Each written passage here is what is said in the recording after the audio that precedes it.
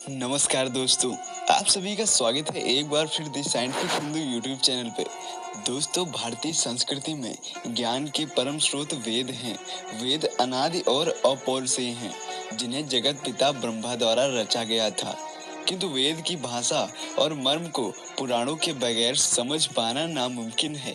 महर्षि वेदव्यास ने जनमानस के कल्याण हेतु ब्रह्मा द्वारा मौलिक रूप से रचित पुराणों का पुनर्लेखन और संपादन किया और इसके श्लोकों की संख्या 100 करोड़ से घटाकर 4 लाख तक सीमित कर दिया। महर्षि वेदव्यास जी द्वारा रचित 18 पुराणों में से एक पुराण है भविष्य पुराण। यह पुराण अन्य सभी पुराणों से सर्वथा भिन्न है। भविष्य पुराण में ढेर सारी बातें और भविष्यवाणियां हैं, जो चमत्कारिक रूप से सटीक बैठती हैं। साथ ही यह पुराणों की हमारी सामान्य व्याख्या पर सवाल भी खड़े करता है। वस्तुतः भविष्य पुराण सौर प्रधान ग्रंथ है। सूर्योपासना एवं उसके महत्व का जैसा वर्णन भविष्य पुराण में आता है, वैसा कहीं नहीं है। इस पावन पुराण में श्रवण करने हेतु बहुत ही अद्भुत कथाएं हैं। वेदों एवं पुराणों की उत्पत्ति, काल गणना, युगों का विभाजन, 16 संस्कार, गायत्री जाप का महत्व आदि विषयों का विस्तार पूर्वक वर्णन किया गया है। सहस्त्रों वर्ष पूर्व रचे गए इस पुराण के प्रतिसर्ग पर्व में ईसा के 2000 वर्षों की अचूक भविष्यवाणियां हैं। इसकी विषय सामग्री देखकर मन बेहद आश्चर्य से भर उठता है। भविष्य के गर्भ में दबे घटनाक्रम और राजाओं, संतों, महात्माओं और मनीषियों के बारे में इतना सटीक वर्णन अचंभित कर देता है। इसमें नंद वंश एवं मौर्य वंश के साथ साथ शंकराचार्य, तैमूर, बाबर, हुमायूं, अकबर, औरंगजेब, पृथ्वीराज चौहान तथा छत्रपति शिवाजी के बारे में बताया गया है। वर्ष 1857 में इंग्लैंड की महारानी विक्टोरिया के भारत के साम्राज्ञी बनने और अंग्रेजी भाषा के प्रसार से भारतीय भाषा संस्कृत के विलुप्त होने की भविष्यवाणी इस ग्रंथ में की गई है। महर्षि वेदव्यास द्वारा रचित इस पुराण को इसीलिए भविष्य का दर्पण भी कहा गया है। हजारों वर्ष पूर्व रचे गए भविष्य पुराण के प्रतिसर्ग पर्व के इस श्लोक पर आप ध्यान दीजिएगा। यह श्लोक है, रविवारे च संडे च फाल्गुनी चैव फरवरी सटीश च शिष्कटिया तदुदाहार वृद्धिसम। भविष्य में अर्थात आंग्ल युग में देववाणी संस्कृत भाषा लोपित हो जाएगी। तब रविवार को संडे, फागुन महीने को फरवरी और षष्ठी को शिक्ष कहा जाएगा। भविष्य पुराण में द्वापर और कलयुग के राजाओं तथा उनकी भाषाओं के साथ साथ विक्रम बेताल तथा बेताल पच्चीसी की कथाओं का भी वर्णन दिया गया है।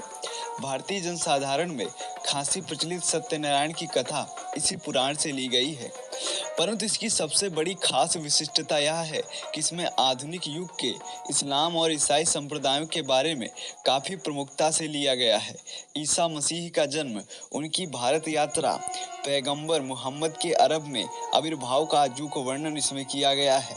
जीसस की हिमालय यात्रा, उनकी तत्कालीन सम्राट शालिवाहन के भेंट के बारे में भी काफी महत्वपूर्ण जानकारियां दी गई हैं। इसी तरह इस्लाम के उदय और इस्लाम धर्म के लक्षणों के बारे में भी यह पुराण काफी विस्तृत व्याख्या करता है। भविष्य पुराण में महर्षि वेदव्यास ने पैगंबर मोहम्मद को महामद कहा है। इसी तरह कुछ विशेष शब्दावलियों का भी प्रयोग किया गया है, जैसे राजा भोज, कालिदास इत्यादि, जो किसी व्यक्ति विशेष का नाम न होकर एक विशिष्ट पद या उपाधि को संबोधित करते हैं। भविष्य पुराण के अध्ययन के दौरान इस शब्दावलियों के निहितार्थ को आसानी से पहचाना जा सकता है, क्योंकि उसमें लिखी हुई भविष्यवाणी बीत चुकी हैं। दुर्भाग्य से अन्य पुराणों में वर्णित ज्यादातर कलिकाल के पूर्व के हैं, जिसके बारे में अन्य स्तोत्रों से स्पष्टतया किसी को पूर्ण प्रमाणित जानकारी नहीं है। दशकों से हम पुराणों के प्रसंगों और घटनाओं को सिर्फ एक मिथक के रूप में मानते आए हैं, लेकिन भविष्य पुराण के अध्ययन से ये धारणा स्पष्ट हो जाती है कि पुराणों की भाषा एक विशिष्ट कोड में कूटबद्ध है, जिसे डिकोड किए जाने की आवश्यकता है। भारतीय प्राच्य विद्या के विद्वानों के अनुसार भविष्य पुराण में मूलतः 50,000 श्लोक विद्यमान थे। परंतु श्रव्य परंपरा पर निर्भरता और अभिलेखों के लगातार विनिष्टीकरण के परिणाम स्वरूप वर्तमान में केवल 129 अध्याय 28,000 श्लोक ही उपलब्ध रह गए हैं।